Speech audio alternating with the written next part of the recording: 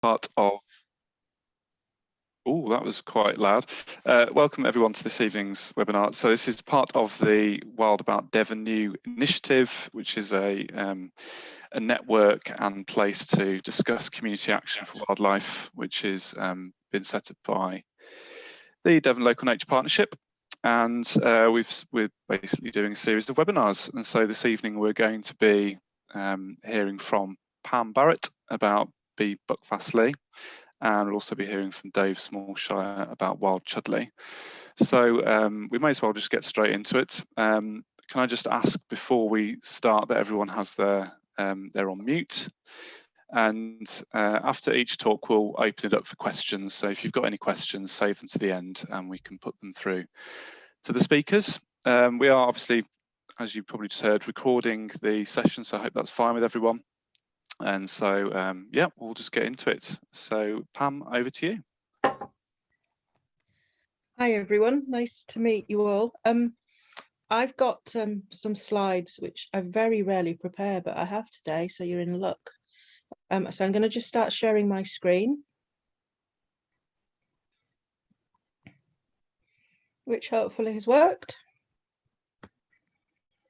And I'm going to do a relatively quick sort of canter through the slides and to leave space for conversation later. So I want to introduce you to Be Buckfastleigh. We are a community interest company which has been set up to tackle rural deprivation in health deprivation, economic and social deprivation in small rural towns. And one of our projects is Be Wild. We run all sorts of different activities, but when we've been doing Be Wild, it's very much a case of thinking about what's our biggest asset. Well, we don't have very many physical assets in Buckfastleigh. We're not, we don't have buildings, we don't have community space of any great renown, but what we do have is a plethora of wildlife and some spectacular wildlife. So we use Be Wild and our programme of activities there very much to engage the whole community in looking at the biggest asset we've got around us from a leisure, tourism, health, well-being point of view. And we've been doing this for quite some time, actually. So prior to Be Wild being set up, I was part of the town council, and we started taking on activities there from Dartmoor National Park back in 2015.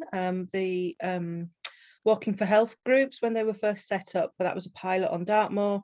And we picked up that funding and started funding that as a programme from 2015. We were getting a lot of people just going out for a walk around town, using it to be sociable, as well as getting people out to see what was happening. And we still run that now. We run Walking for Softies, which is a really gentle stroll, a really basic introduction for people. We walk at the slowest pace. We go out for half an hour out and half an hour back, and we get as far as we can. And along that time, we chat and we talk, and it's been a really great way of getting people involved in what we do. And we do lots of being outside. We've always run guided walks. We'll come to the bats in a little bit, but here we've got on the left-hand side in the centre of the folder a picture. That's Malcolm Scoble. And Malcolm is a Buckfast resident, and he's the former head of entomology at the Natural History Museum. So we're pretty lucky there.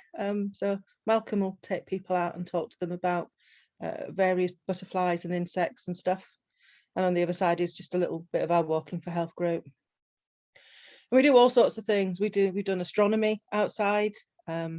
We've taken people to see the stars. We've got an organisation called Dartmoor Skies, who are just fantastic in terms of public science participation. So getting people to see the dark skies and the darkness that we've got around Buckfastleigh as well has been really great.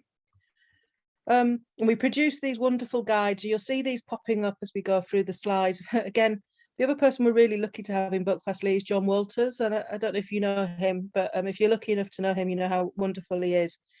He's produced a whole series of wildlife guides for us, which we'll see a selection of them as we go through the presentation.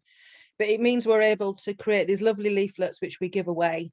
This one is just showing a walking route that we've created over winter to get people going out and seeing what's around on the Pengelly Caves, and the Pengelly Caves themselves are really incredible. So it's a great big mining complex, huge caves, really important for bats, but also has fossils, intact fossils in there from a time pre-Ice Age. So there's bears and lions and hyenas and all sorts of stuff still in situ in those caves.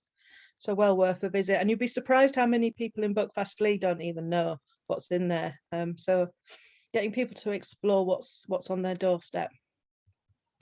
But one of the main things I do, and one of the main things we've got in Buckfastleigh, is the Greater Horseshoe Bats. So Buckfastleigh is the largest maternity roost of Greater Horseshoe Bats in Europe. There's thousands of them in there. Sometimes there's been 4,000+ in there. At the moment, there's pushing 3,000 in the roost.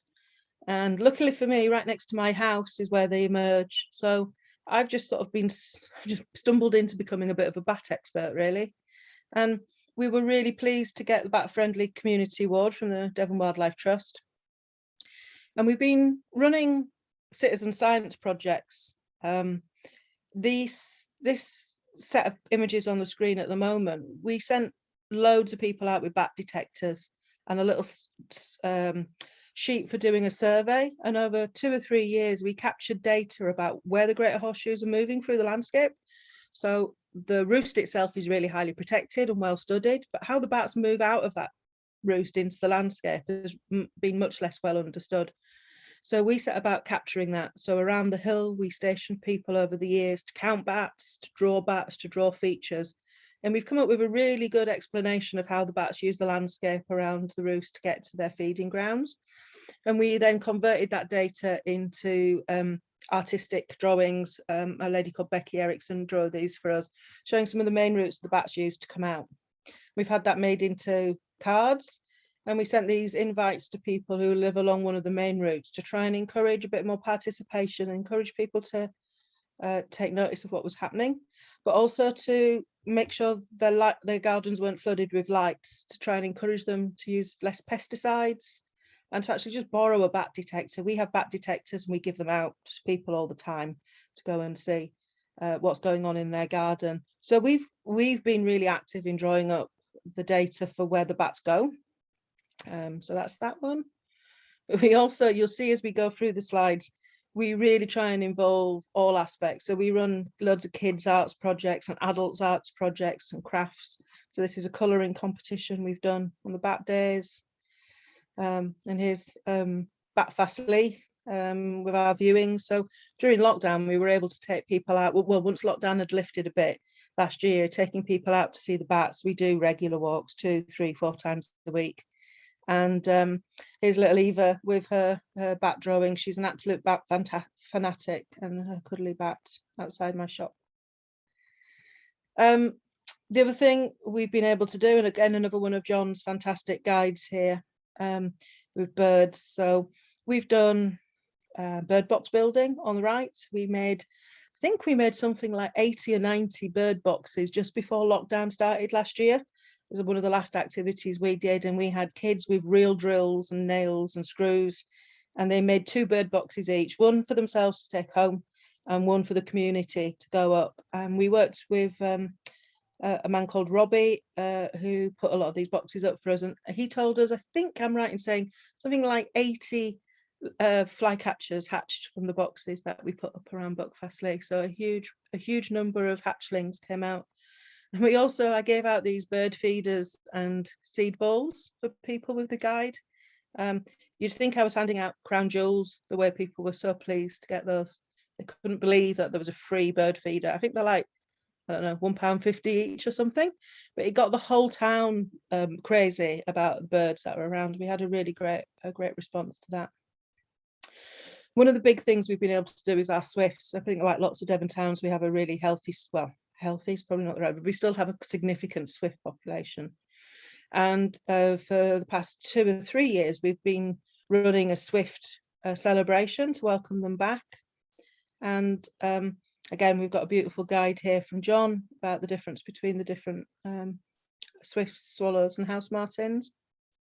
But we've also been really careful to totally embed this as part of a program we run called Hello Summer, which is a kids activity program. And this is pretty much where lockdown hit in last year. Once we'd stopped being able to do stuff in real life, we moved to online packs and self-guided walks, and that's where these guides came into their own. And each week we gave a new pack out to people to do. So we'd give out on the right hand side, you see, we gave out all the tools you needed to create your own Swift transparency and window, and encourage people to go out and find out where the swifts were nesting and to map them. We were able to, we brought in, the kids did all the colouring competitions and stuff, and we created a walk by installation in my office in the living room. So we had TV screens up and these big projected images, which meant that in the evening, we were able to create a nightlight installation with big projectors, with sounds of the swifts and poetry and song and dance coming out. So that actually we created like a promenade exhibition, which was really good actually. We'd imagined having a festival, but in the absence of a festival, this was a really great way to get the community involved in the swifts. I think it's made a great difference to the awareness of how special they are. We've been really lucky to work with quite a few people, but with Riverford. This is Penny from Riverford, and we've done a whole series of grow your own kits. So that was Penny coming out with tomato plants, and we just give tomato plants and plant pea plants and sunflower plants away. With everything you need to grow your own, including these little peat-free coir plant pots, which has been fabulous. You see all around town, you'll see everybody's got tomato plants or sunflowers or something growing. And then with again, these beautiful flower guides from John. These really helped people go out and actually just search. They're really hyper local, these. So these are all taken in Buckfastleigh, but we also had a TV channel, Be Buckfastleigh TV. And we actually did little walking routes where people could actually find these plants, so everyone knew what they were looking for. And I think the level of botany skills amongst our children now is incredibly high. And again, we drew the flowers into our arts and craft offering. On the right hand side here, we gave away little flower presses and got people making press flowered images, which was really lovely. We did some celebration of the snowdrops. We also did this thing on the right hand side, and I can't remember, I know it's got a fancy name, I can't remember what it is, but we used the dried flowers to create sun printing on photographic paper. So and then being able to print onto bags and things. So that was pretty cool. Bees, again, one of John Walter's specialities actually. John's a bit of a bee expert, so a guide to the bees. But again, we've built in a weaving workshop and these little bee decoration murals. And John also made us a set of bee bricks, so a mold and clay, not clay, mud, sort of a mud brick, and then instructions, and everybody got a carrier bag, so we gave out about 100 carrier bags full of everything you needed to make bee bricks. So all around Buckfastleigh there are mason bees in everybody's his garden. So again, great. Hedgehogs, like the bird box building, we did hedgehog box building, and that was really great for volunteers. It brought some of our sort of men's shed type activity with people coming out to help make them, and then we got them all over town. This is one going to the fire station. We got wildlife cams catching images of what's going on around the hedgehog boxes at the moment. We did a walk for trees and an arts pack about trees in winter, so you could really get to see the structure of trees when the leaves aren't there, and then know what they are, so when they're back in leaf you can see. And again, all of these walks were being done by people just on their own or in their own bubble. Mushrooms, this is mine. I'm a bit of a mushroom head, as you can see from my also my cup of tea mug. But you'll notice even our moor otter, for those of you who know the moor otter, you see this beautiful otter that we selected here is all fungi as well. So we do try and coordinate where we can. And then overall in the year, we reckon we've had 500 people at the moment take time to do most of these activities. And it's just been probably one of the most rewarding things we were able to do during lockdown, and we're reaping the benefits of that now. And we went very much, I think one of the more interesting things is we deliberately didn't go for an environmental hit on this. We didn't go out saying these things are in danger, this is, a precious place. We just used it. We used the environment we had as a way of drawing the families, children, the older people in. And actually, we think that's really worked. So we've sort of come in by the back door, really, to get people interested. And that worked a lot with families who may not necessarily associate themselves with being environmentalists. I think we've definitely turned a lot of children in particular on to what's happening around them. So that was just my short presentation. I'm very, very happy to have take any questions or answer anything or hear from what you think. Thank you. Brilliant, thanks Pam. That was fantastic. I particularly enjoyed Astro Camp. I thought that was very good, and the design work of that was really nice actually. Who do you get to do the designs for that? Was it all John or? No, the Astrocamp is John and Bryony Tilsey from Dartmoor Skies. So they're very good amateur astronomers, and we were going to do a live astronomy camp from the cricket pitch in Buckfastleigh, which is sort of high up at the edge of town. Okay. But obviously we couldn't, so we everyone did it in their own garden, and then we live streamed Bryony and Rob from their garden and telling people what they could see. So Dartmoor Skies are a really incredible citizen science, really good at interpreting complex issues to the general public. And that was nice. Loads of kids in their own tents with their own laptop on the skies. It's good. Fantastic. Okay, we've got a question here from Kate. She says, Pam, absolutely amazing and varied. Love it. Where do you get your funding, and how many organisers do you have? There's me. And I get my funding wherever I can. It's really hard, and this is without wishing to bang too much, but this is the problem I think in small rural towns, is there's no organisational capacity. It's all volunteer led, and any funding pots that come are tiny and unpredictable. I'm really good at getting funding. I've had up to $250,000 in one funding pot, and I've had dozens and dozens and dozens of smaller grants. But it's a constant job. £500 here, £1,000 there, £500 here. Our Hello Summer funding comes from our town council. So when we were on the town council, that transformational lead and the power of town and parish councils to actually do something is something that I feel quite strongly is underplayed in a lot of places. There's no reason why a parish council can't carve out a decent budget. So Hello Summer is funded by £10,000 from Buckfastleigh Town Council and £10,000 from Children in Need. And then we've added extra bits on, so I might get a few £100 here or £1,000 there. But John does loads of the work for free, bless him. And then we work with different volunteer groups and stuff. I won't say it's easy, but there's a lot you can do on the cheap. I don't necessarily always think it's the right thing to do, but there is a lot if you're using it as your own asset. Katie W, you've got your hand up if you'd like to ask a question. Yeah, hello. I'm Katie Wilkinson. I work for Devon Wildlife Trust. Really just blown away, actually, by all the stuff that you've been doing. It's absolutely phenomenal.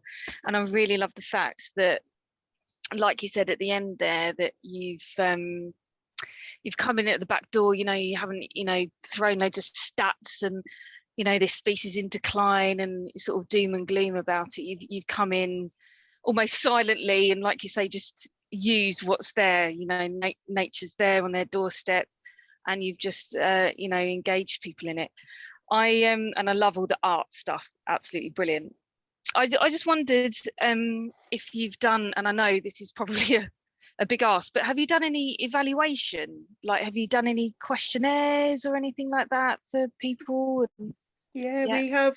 Some of our bigger funders, obviously evaluation is a major part of that. So, if you're going to get much more than a couple of grand, the evaluation is essential. And if you've got Children in Need grant, the evaluation is endless. So, So what we're measuring, though, is not how aware they are of wildlife and nature. We're measuring their health and well-being. So we're looking at their physical, mental, the strength of the community well-being. Over long term, we're trying to do some work with the ONS on statistical tracking of the long-term health outcomes of dealing with loneliness, getting people more active, but it's really difficult in small towns. So we are primarily an organisation which is looking at tackling deprivation, health, economic and social deprivation, with economic and social being a determinant for health. And actually this is the thing we've got to do. That not only is it important in its own right, but actually it's the thing that we've got that we can use. So we do a lot of evaluation on that, but we gather massive amounts of feedback on all our activity, and it's been transformational, if I do say so myself. We have been doing it for a long time now though, so we're in our 5th year of Hello Summer, and we're probably in our 7th year of formally taking people out to see things, and the bats particularly. How big is the population of Buckfastleigh? And I don't want to be crude about it, but what percentage of the population would be considered as deprived or vulnerable? So there's about 3,800 people in Buckfastleigh, and we have a child poverty rate of official child poverty rate, which is us and Ashburton together as a joint ward, of 34%. So 34% of the children in Buckfastleigh and Ashburton live in poverty, which is way above the Devon average of 18%. But actually, if you take Ashburton out of the figures, which I can do, it gets much, much worse because Ashburton is so much wealthier. So we've got 25% of our children with a special educational need. So, and if you look at all the health outcomes, so there's a whole host of things, and of course we don't have any services here, so we don't have any paid youth provision, we don't have any even maternity services and things like that. So we're being able to use, there's a few things, using nature and using art and craft and using food as a way of engaging with the people who most need some form of intervention, and that's where this has proved incredibly important. Excellent. It'll be good to chat to you, sort of, because I don't want to completely take over all the question times. It'd be really good to chat outside of this if you're willing. Absolutely. Loads of your colleagues know how to find me. So. Because of great Horseshoe Bat projects and stuff. So, brilliant. Thank you so much, Pam. Welcome. Thanks, Katie. We've got a question from Ben Evans. He said, I love the engagement that you have done, getting people out there. Your guides look brilliant too. I like how you've adapted to what you have locally. Cheeky question, would you be up for sharing these so we could edit/adapt them to our community groups? The guides, the working guides.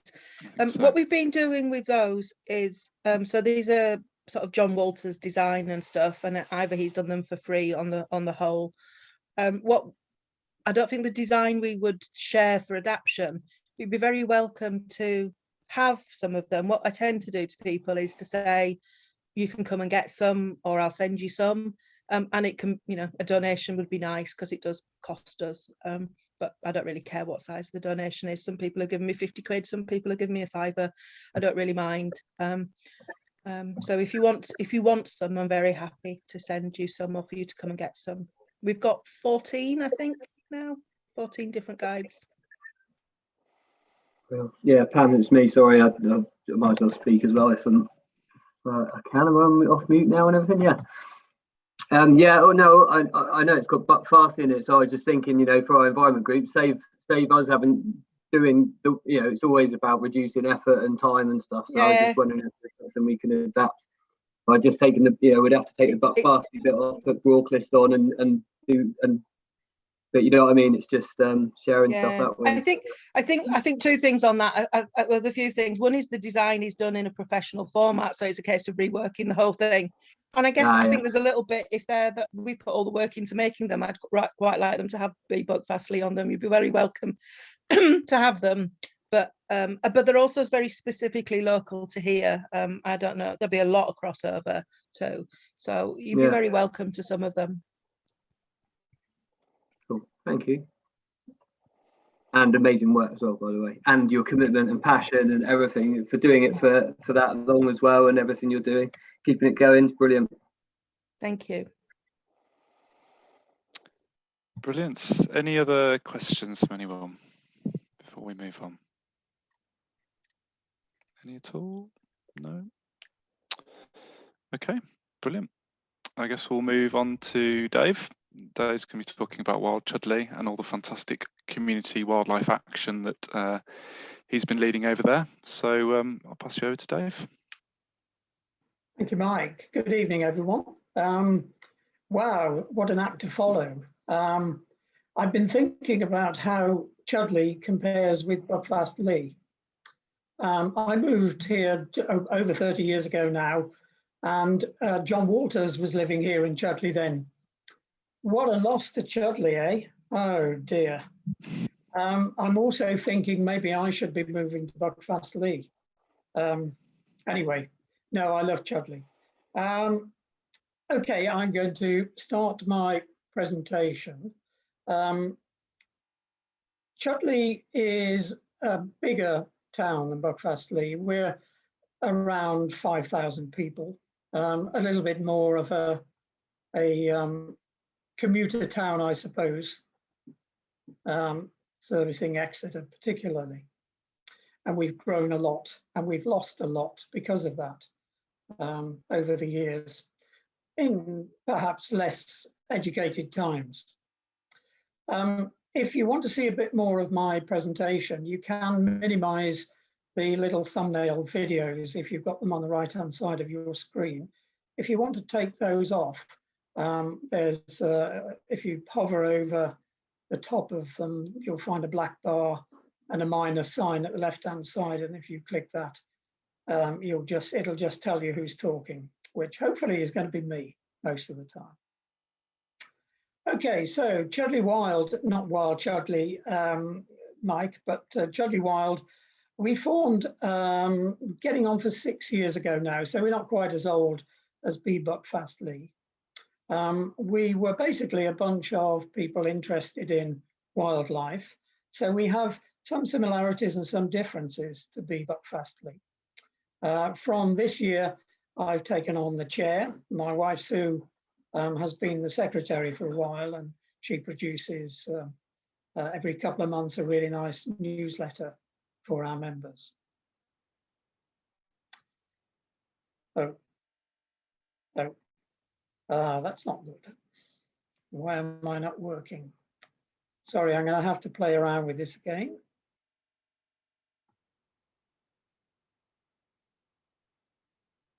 Let's go back to basics. Just see if I've got no control over my presentation. Great. Okay, that's working. Let's see if it's woken up now. Okay, it's working now. All right. Okay, so who are we? Well, we did formalize things a little bit about a year ago and give ourselves a bit of a vision and a few words to show people what we're about.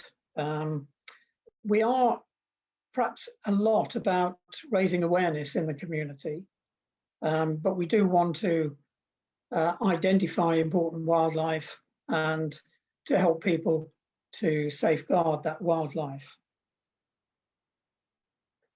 We've got these aims, which you don't have to read in great detail, but I've highlighted important bits of what we do. So sharing knowledge, raising awareness, encouraging positive action, conserving and enhancing, surveying and recording. We advise people if they look for advice. And we also monitor development proposals. We've had a few not very good instances of development over the years that have damaged, particularly greater horseshoe bats, dare I say, although we don't have anywhere near as many as Buckfastleigh. We do have our own little population here in Chudleigh Rocks, Chudleigh Caves, and we have a logo that, of course, features a bat, so we are a bat-friendly town. Whether we're as bat-friendly as we ought to be is another matter, but we do try. So who are we? Well, 600 years old. 6 years old. We have over 200 members. These are members in inverted commas, really. We don't have a proper membership, but we don't ask for any fees. We are funded entirely by donations and grants. These are on a much smaller scale than I was hearing happens in Buckfastleigh. I think you could certainly knock a nought off most of the numbers that Pam was talking about. So we're not a charity, we're an association. We have a very simple 2-page constitution. So we run on a very informal basis. We have a committee, it's quite a large committee, it's 16 people. They're all keen and or knowledgeable. We'll probably underline most are active. There's some variation in how much people, of course, can spare of their time. And we try to get together as a committee every quarter and keep ourselves in track. We have evolved some loose groups within Chudleigh Wild. So we, for example, have a bat group that goes out with bat detectors. We actually own some bat detectors and loan them out, but people gather often weekly at predetermined points around the town, around the parish, in fact, and survey mainly Greater Horseshoes. We're interested in the commuting routes and making sure that those stay effective as commuting routes, nice dark routes. We have occasional indoor and outdoor meetings, including an AGM, which we're obliged to have. Good opportunity to patronise one of our local hostelries. Outdoor meetings, of course, not so many the last year or so because of COVID. And we have had a few indoor meetings with John Walters, in fact, came along and spoke to us on one occasion. And then I mentioned the newsletter that Sue produces every couple of months. So that goes out by email to those who are signed up. We also have a dedicated email address, which helps Sue to keep tabs on what's going on. And we have a web page hosted currently by Chudleigh Town Council. Please do have a look at it if you'd like to find out a bit more about what we do. But we've got things like our vision and aims on there, some of our recent successes, not all of which I'm going to talk about, you'll be pleased to know tonight. Latest news and events, the newsletters go on there as an archive. Any projects that are ongoing, we highlight there. I've been masterminding a series of checklists of Chudleigh wildlife. So, for example, we have PDFs of birds, butterflies, mammals, so people can find out what's in the parish and get a feel for the status of our wildlife. We have various community events, maybe not quite on the scale in Buckfastleigh. We've produced some videos and reports that are also available from the webpage, and then an archive of reports. We also have a Facebook presence. So I suppose I should mention that 2 of our committee members have been local councillors on Chudleigh Town Council. One still is. That's an extremely valuable addition to our resources. Not only was she one of the leading lights of Chudleigh Wild, one of the instigators of Chudleigh Wild, but she also happens to be chair of the Environment Committee and is able to have some influence and also direct us in the sort of things we do to help what goes on within Chudleigh. So our other councillor also started up a Facebook page for us.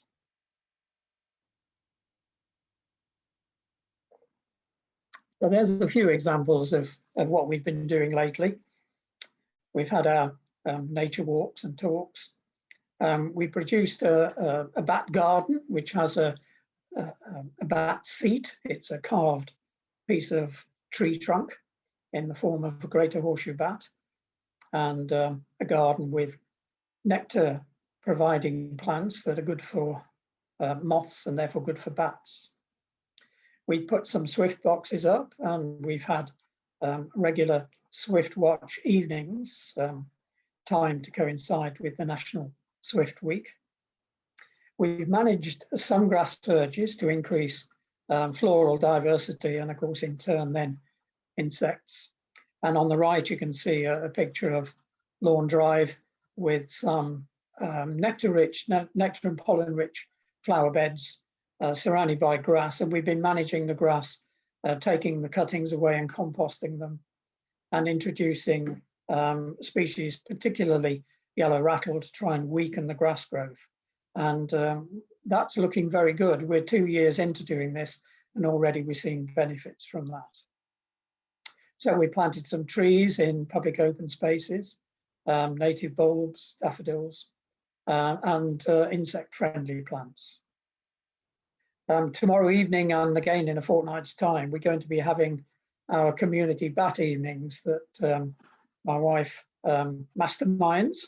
She's a licensed bat worker and has good contacts within the bat studying fraternity. So we're actually trapping bats and showing them to people. It's very much a family event.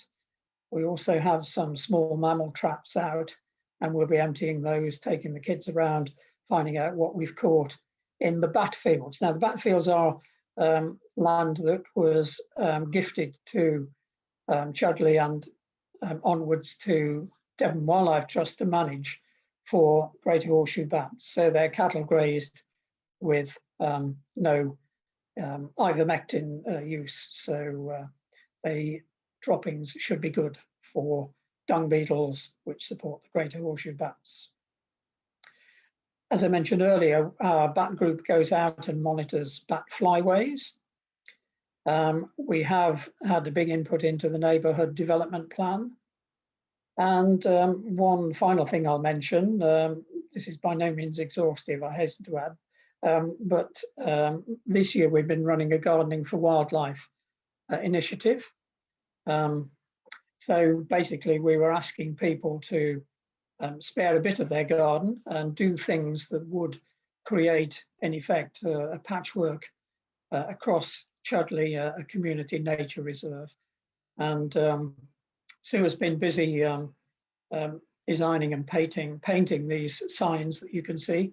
And we've got over 80 of those around town in gardens. So if nothing else, people can explain to their neighbours why their gardens are maybe not looking as neat and tidy as they used to, which is a good thing.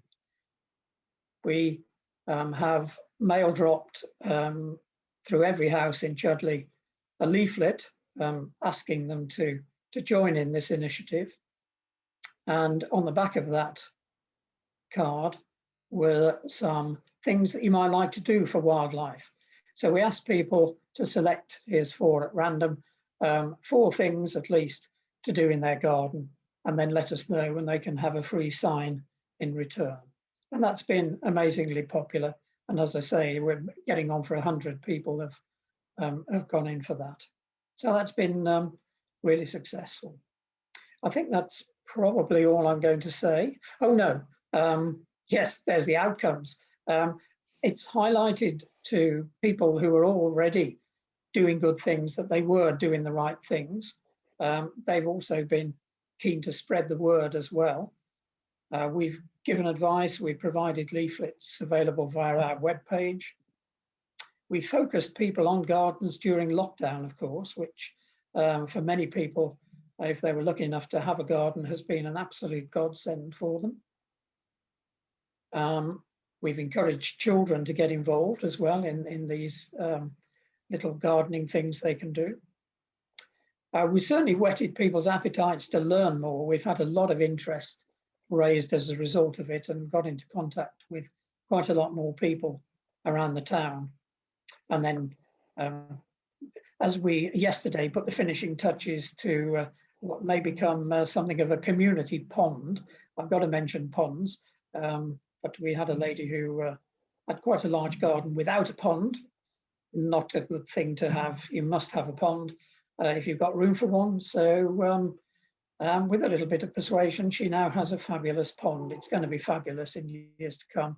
And she's very keen to get community events around her garden and around the pond. So that's brilliant. Okay, that's all I've got to say.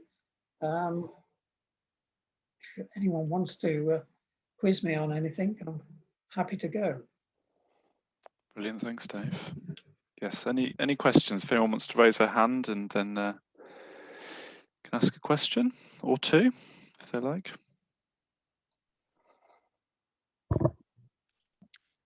I was just going to say, again, amazing stuff that's happening all around Chudleigh. Really great to hear. Did you get involved with the Great Horseshoe Bat project as well then? Yes, we did. Yeah. Partly as Chudleigh Wild, but of course there were a lot of individual people involved, and Yeah. we have been going around strategically placing bat detectors around the parish, particularly this last couple of years. And yeah, Sue's hovering in the background here. She just reminded me that Chudleigh was the first bat-friendly town. Oh, yes. Sorry, Buckfastleigh, we beat you to that.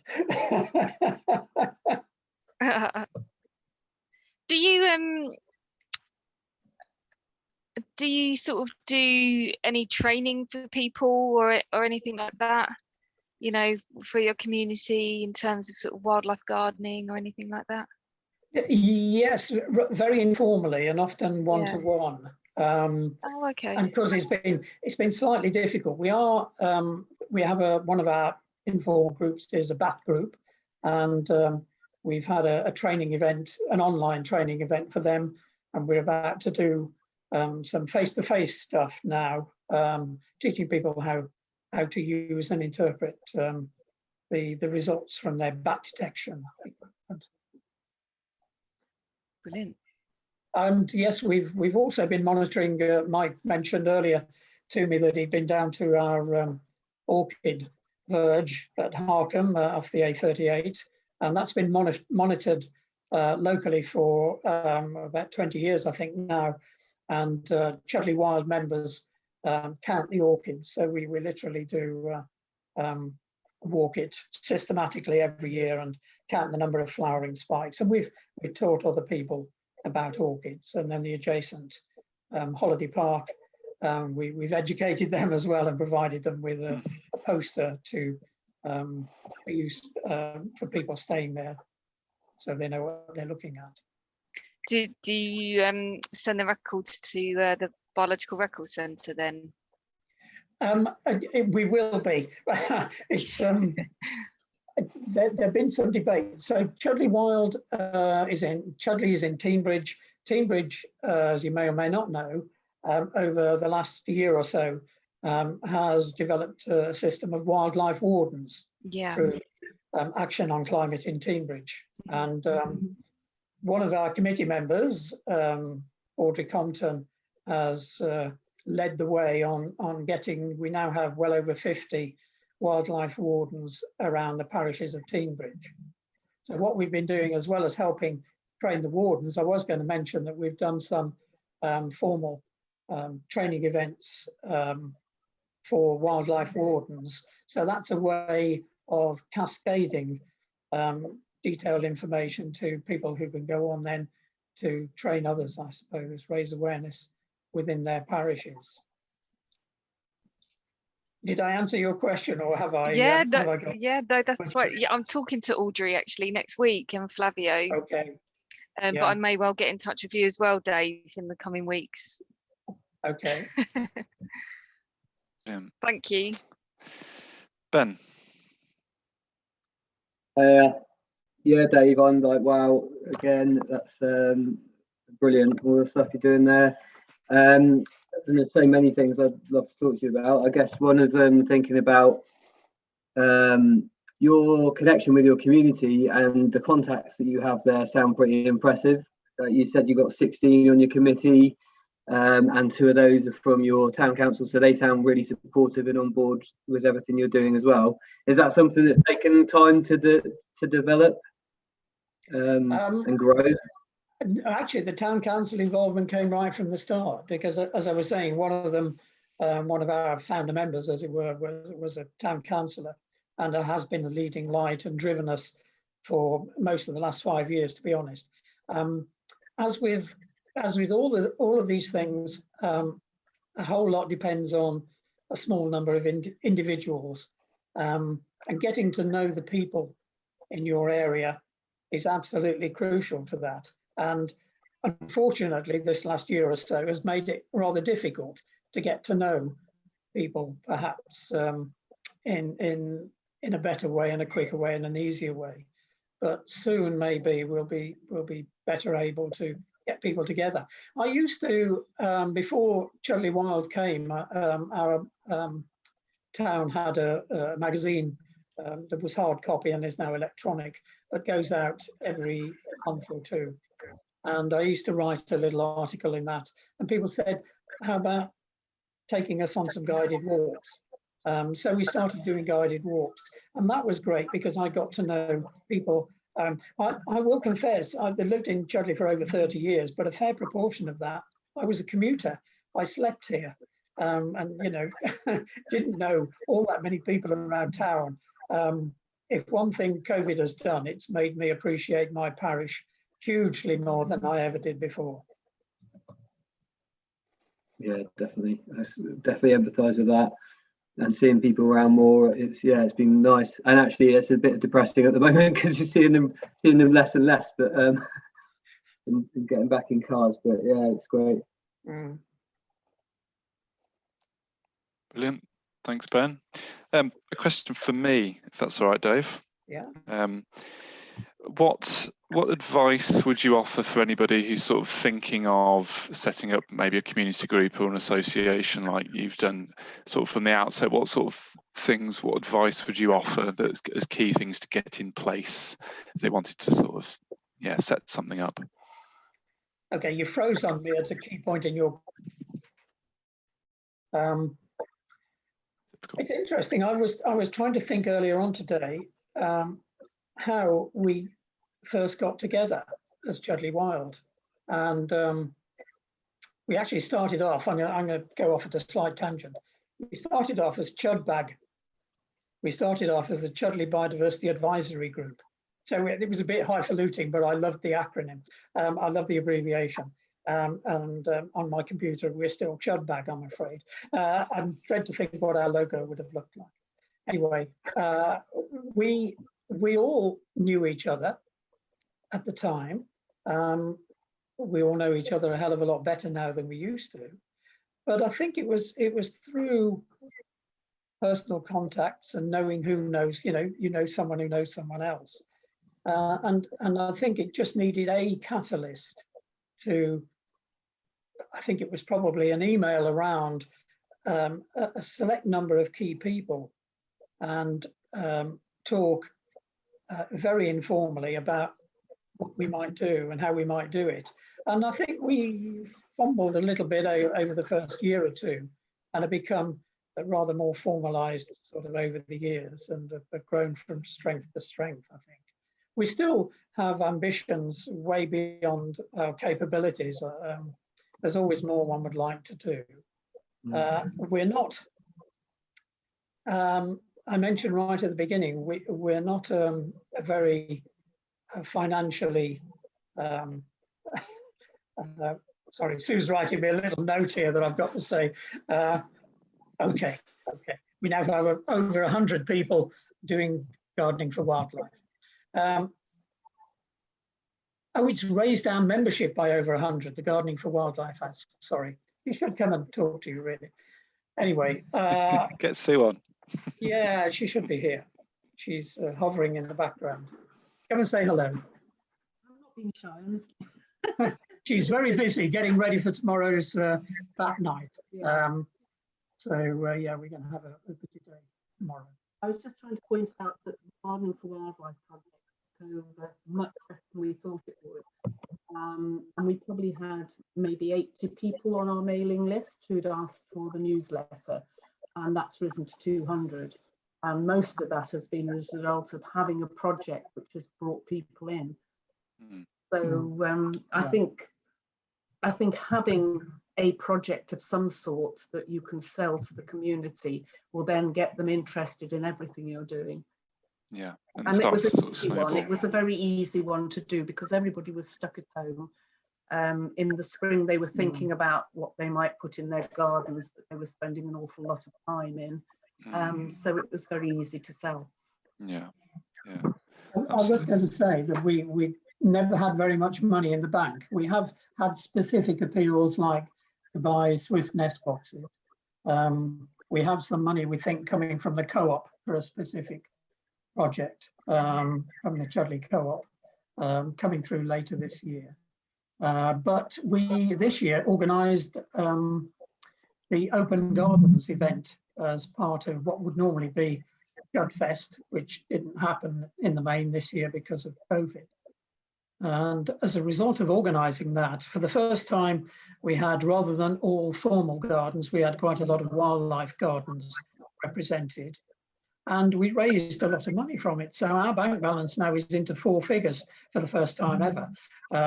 So that gives you some idea perhaps of how you can run things on a shoestring. You can do it informally. If you're inclined to go looking for money and searching for money, and not everyone is very keen on doing that. I'm not, for one thing. I hate raising money. I hate asking for money. I want to go out and watch wildlife and find exciting things and help to protect it. But that's, thankfully we've got other people who are minded in that way. We've also had quite a few donations, very generous donations. So we have a community orchard, and we wanted to plant more trees in that. Didn't have the money to do it, and so we just put an email out to members. We needed to raise £150, and overnight we had over 400. So wow. For a good project, people are really happy to dip into their pockets. Absolutely. I would say a good way of getting to your parishioners is through a parish magazine of some sort. If there are newsletters going out, that's one way, and obviously through the I suppose getting at Joe blogs in the darkest parts of your town, as it were. That's a good way of getting words to people and getting them made aware that you exist. And getting them to talk to you. So we do encourage them to send photos in that we can put in the newsletters, to tell us anything unusual that they found, and to send us photos of stuff that they can't identify. So if we can't identify it, we'll soon find somebody that can, like John Walton. Yeah, we send them all to John. Yeah. Yeah, well, fortunately, plenty of experts around, isn't there, at your disposal, which is fantastic, including yourselves. Ben, you've got a question. I don't mind going after Kate. I see Kate's got her hand up because I've already been. Kate, would you like to ask?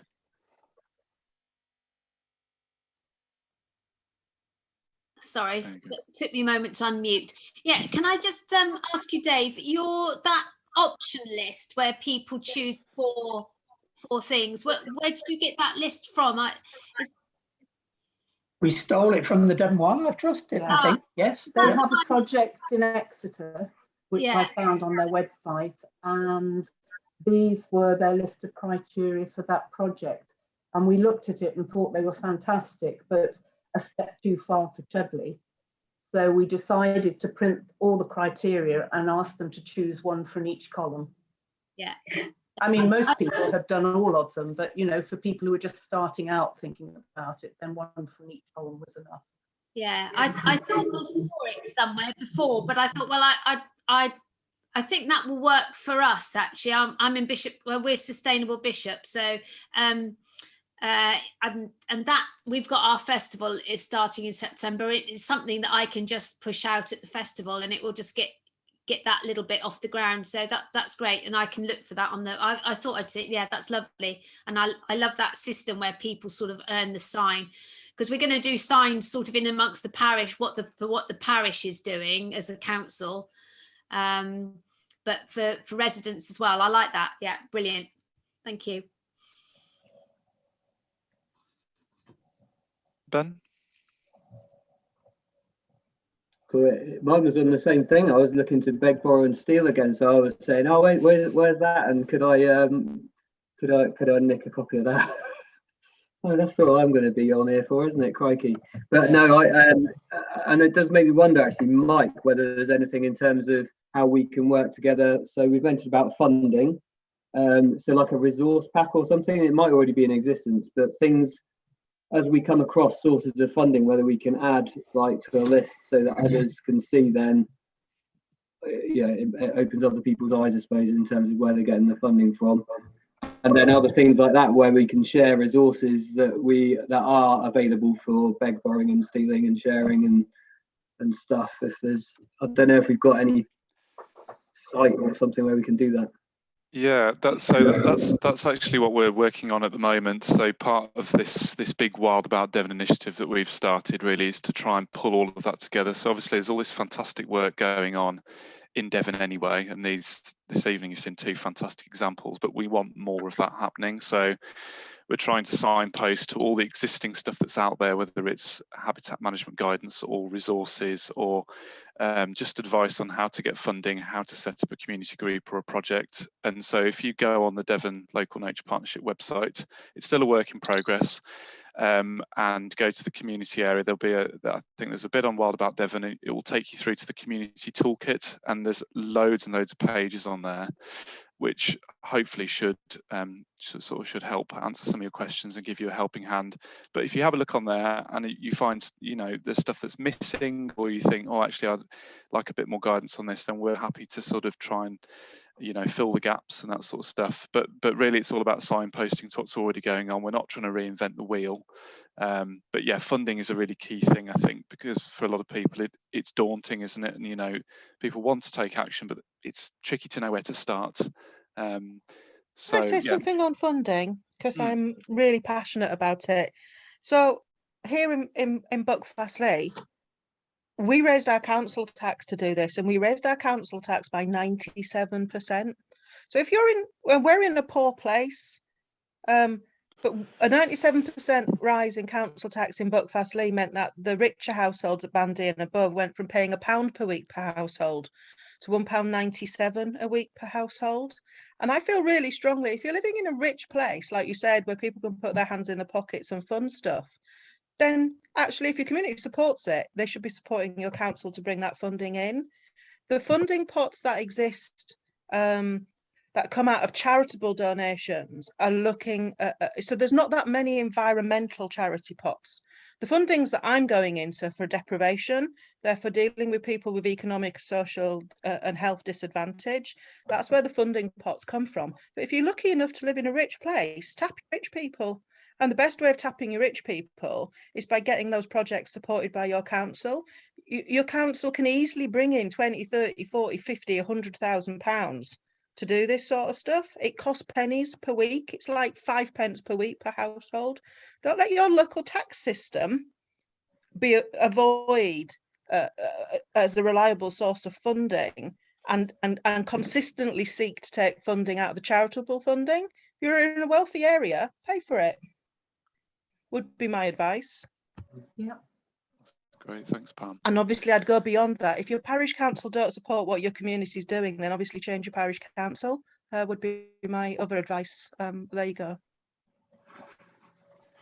There is the one thing I will say as well. I think Sarah Jennings, my manager, she's been speaking to Devon Environment Foundation, who are basically like Robin Hood. They nick from the rich and give to the poor, and they are a relatively new organisation, I think, based in North Devon, and they have, I think, recently made a large pot of money available to us, which will then be divvied out to communities that want bits of funding for this, that and the other as well. And so I think what's really important about that, Mike, then, is that if it's coming from rich people to go to poor areas, let's make it go to poor areas. Because actually it's those, the impact that this is having, the environment is having on people who are already disadvantaged should be where that money is going. And actually, if you're lucky to live in a place with a load of social and wealthy capital, and in places where you've got organisers who have all the right social skills to do your legal stuff, to do your accounts, all those sorts of things that come from richer areas. A blanket division of every area getting 500 quid is not a fair and equitable distribution of the funding that comes out of these areas from the funding pot. It needs to be targeted to where it's going to have the biggest benefit on either the environment or on the health of the population that's there. That's why we're doing it. Absolutely, completely agree with you. That's fantastic. Thank you. Any more questions from anyone for our guests this evening? Yeah, I just had well, it wasn't a question, it was more of a FYI. So Devon Wildlife Trust have just set up a new Wilder Communities team, of which I'm the team leader, and Hetty's on this video as well. And we're looking to just connect groups up, also capacity to give advice, potential capacity to do training, potential capacity to collaborate on projects, that kind of stuff. And things like the wildlife gardening plaque that Devon Wildlife Trust have got. It is Exeter based at the moment, but I really want to expand that across Devon, the whole county, as well. So please do look out for that. And it's a free thing as well. It's an online form. You know, just go on there. You put in what you've done, maybe send some photos, and then we send you your free wildlife gardening plaque, along with, you know, wildlife garden leaflets and things like that, to help you do even more in your garden for wildlife. So, you know, if you want to sort of piggyback on that and, you know, promote the plaque that's already sort of in existence, you know, then please do, because I actually really would like to expand it out. And if we get people outside of Exeter applying for it, then that makes my case for expanding it even better. So yeah, just wanted to flag that up, really. Brilliant, thanks, Katie. I think we need to have a chat, actually. I've been meaning to speak to you for a while, so yeah, it'd be good to get a meeting in the diary and have a chat. Yes. And again, from funding, I can't tell you, I've not had any funding from those sorts of things. It's too difficult. It's too small a pot of money to make it worth my while. I would be better off going to get a job in Sainsbury's at the tills and giving my entire second wage to the project than spend the amount of time to complete for 500 quid on this stuff, and then to evaluate it and to feed back. So I think when you're looking at how this funding goes out, it is really important that it's moving. We're a rural county. We should be looking at a rural solution, not just concentrating in urban centres. I think there's a lot of work to be done about the way in which funding is distributed across Devon for all sorts of things, but particularly in this area. Okay, brilliant. It might be quite useful, Pam, if you could have a look at our funding section in Wild About Devon and give us your thoughts, and we can sort of build that up a little bit as advice for people of how we can get funding in properly. So that'd be great. Any last questions or thoughts from anyone?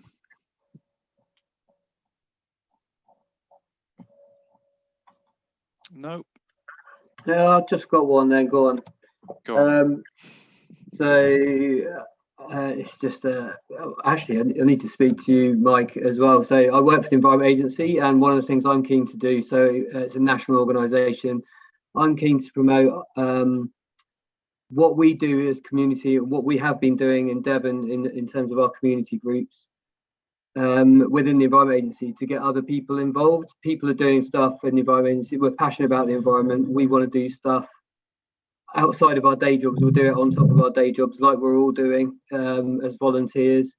So I want to encourage other people in the Environment Agency to do that. So we've already done one event where I've done a presentation with others in Devon who lead some community groups, who maybe we'll hear from another time, to try and engage and get other people across the country then involved in doing community groups. So I'm happy to, I'd love to get you, Mike, to talk about it, about what you're doing here in terms of linking us up and the value for community groups to improve the environment. Yeah. Absolutely. Yeah, let's talk some more. If you want to ping over your email address. But the same offers there, I suppose. If any of us, whoever we work for, we could go out to whoever those companies are. I'll put my hand up. I'm happy to do a presentation about what we do in community groups, and and get it out there and get others doing it as well. Fantastic. That's great. Okay, well, I think we'll leave it there. So we've got the next webinar is booked in for the Thursday, the 9th of September. And that will be on meadows and managing long grass in public green spaces. So a bit more of a technical one. We've got David Curry talking about managing churchyard grasslands, and Tracy Hampston for Moor Meadows, who many of you will already know, and possibly James Chubb as well talking. So definitely tune in for that one. And hopefully we'll see some of you there. But until then, thank you very much to our speakers. It's been fantastic, really useful discussion, really enjoyed that, and quite inspiring. So good stuff. Thank you and bye-bye. Thank you.